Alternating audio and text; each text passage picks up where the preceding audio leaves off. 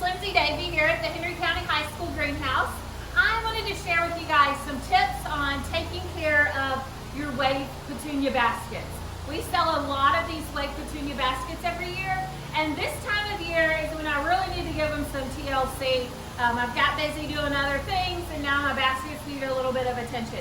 So sometimes the different varieties have different growing habits. The purple tends to grow down, the red is trending upwards.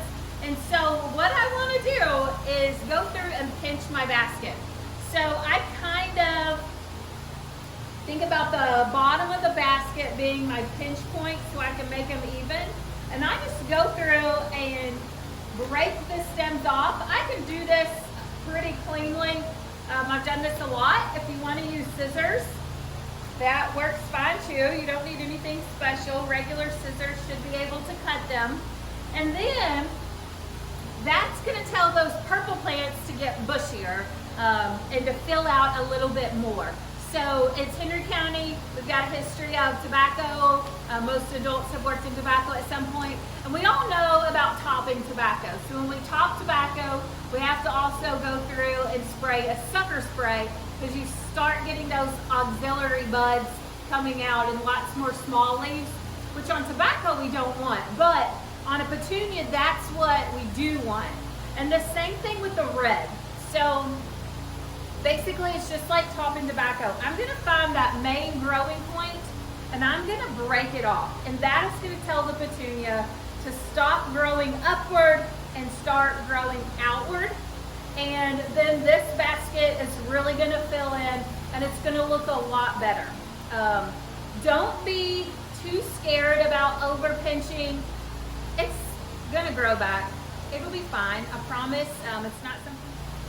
Another question that I often get is, how often do I water my basket?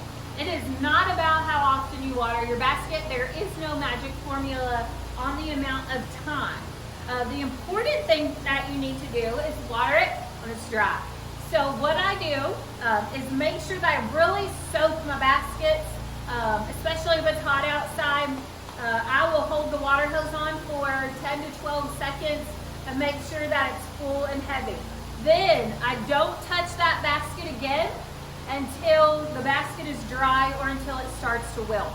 I can tell you, I could have pulled them up here. I had some wave baskets that were so wilted yesterday. They looked terrible. Nobody would have bought them. I soaked them in water. Today they're beautiful again. So I, doing this every day, I can tell when the leaves are starting to get a little bit droopy, and that's when I water. I try not to wait until they're wilted. But you can't just watch for those leaves to wilt and then soak them, and then you should be good to go. So hopefully that's some helpful information for you guys on taking care of your wave baskets.